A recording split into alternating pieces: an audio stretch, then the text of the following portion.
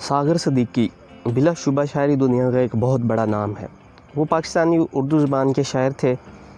1974 में अम्बाले के एक ख़ानदान में पैदा हुए। उनका पैदाइशी नाम मोहम्मद अख्तर था।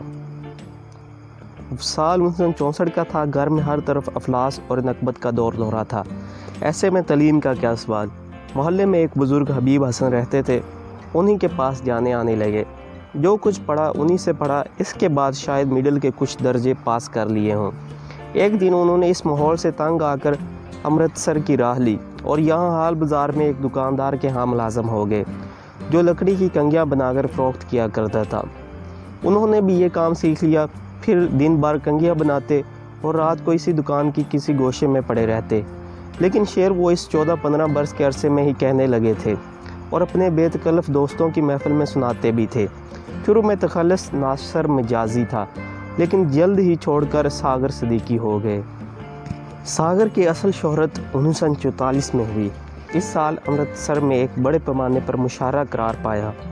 इसमें शिरकत के लिए लाहौर के बायद मुशर्रफ भी मौजूद थे। इनमें एक साहिब को मालूम हुआ कि यह लड़का सागर सिद्दीकी भी शेर कहता है।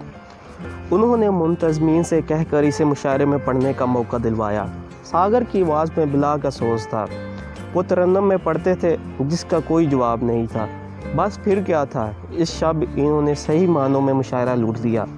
कुदरतन इसके बाद अमृतसर और लाहौर के मुशायरों में इसकी मांग बढ़ गई और अब इसने कंगियाँ बनाने का काम छोड़ दिया था और बाज़ सरपरस्त अहबाब की मदद से अपने इल्म और सलाहियत बढ़ाने की कोशिश की।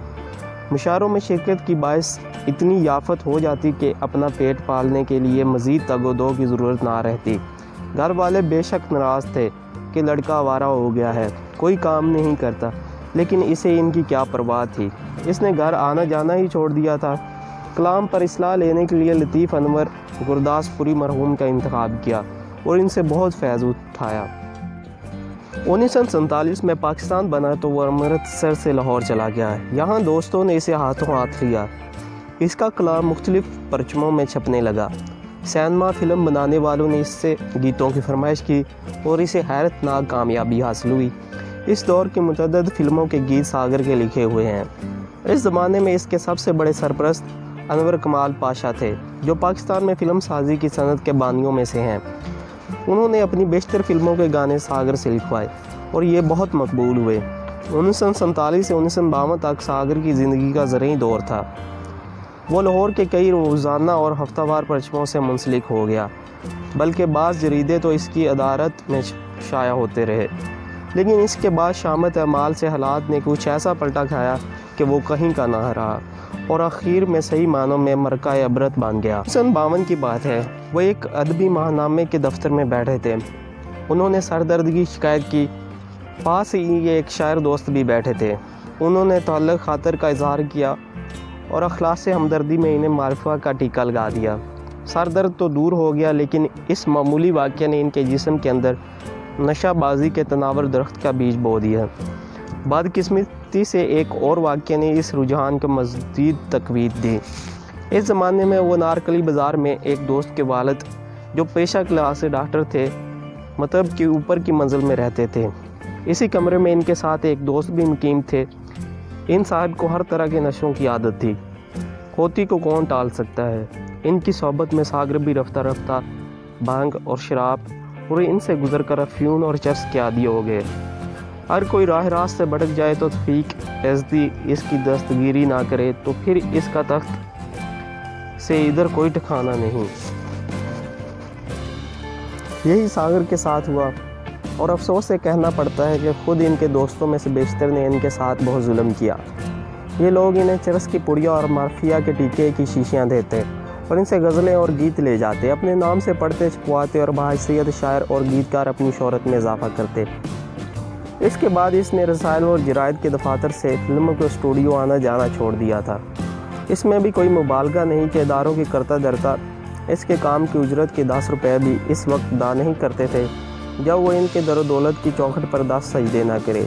इसने सागर के मजाज की तलखी और दुनिया बाजारी से हर वक्त बेखुद रहने की ख्वाहिश में इजाफा किया और बिल्कुल आवारा हो गया। नौबत यहाँ तक कि کبھی وہ ننگ دڑنگ ایک ہی میلی کچیلی چادر اوڑھے اور کبھی چیتروں میں ملبوس بال بکھرائے ننگے پاؤں منہ میں بیڑی یا سگریٹ لیے سڑکوں پر پھرتا تھا، اور رات کو نشے میں دھت مدہوش کہیں کسی سڑک کے کنارے کسی دکان کے تھڑے یا تخت کے اوپر یا نیچے پڑا رہتا۔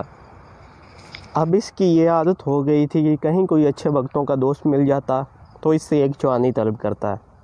اس کی یہ چوانی مانگنے کی عادت سب کو معلوم تھی، چنانچہ بار بار ایسا ہوا کہ کسی دوست نے اسے سامنے سے آتے دیکھا تو فوراً جیب سے چوانی نکال کر ہاتھ میں لے لی، پاس پہنچے اور لیگ سلیگ کے بعد مسافہ کرتے وقت چوانی ساغر کے ہاتھ میں چھوڑ دی۔